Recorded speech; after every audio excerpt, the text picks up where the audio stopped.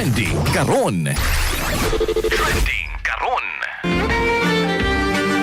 Senator Pia Cayetano, emotional sa manifestation ni Senador Risa Ontiveros bahin sa kagubot sa Senado.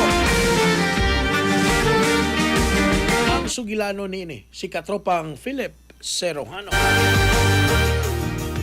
Naghilak si Senator Pia Cayetano human sa pamahayag ni Senator Risa Ontiveros bahin sa nahimong kagubot sa Senado sa miaging semana. Matud ni Ontiveros, murag walay nahitabo og daw wala mataga ay og igong pagtagad ang insidente nga nahitabo sulod sa Senate. Apan si Cayetano mingon nga dako ang iyang kahadlok ato sa maong hitabo gani giingong maski usa ka minority black wala gay matud pa nangumusta kanila. Dugang sa senator nga lisod para sa mga naa sa Senado ang madungog nga murag wala lang ang naitabo og nagpahimangno nga ilang kasinatian kinahanglan usab nga masabtan og tahuron.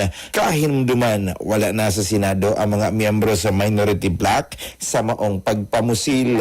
Ang pagka-emosyonal ni Cayetano sa plenary session nagkaani o nagkalanlaing komento sa publiko.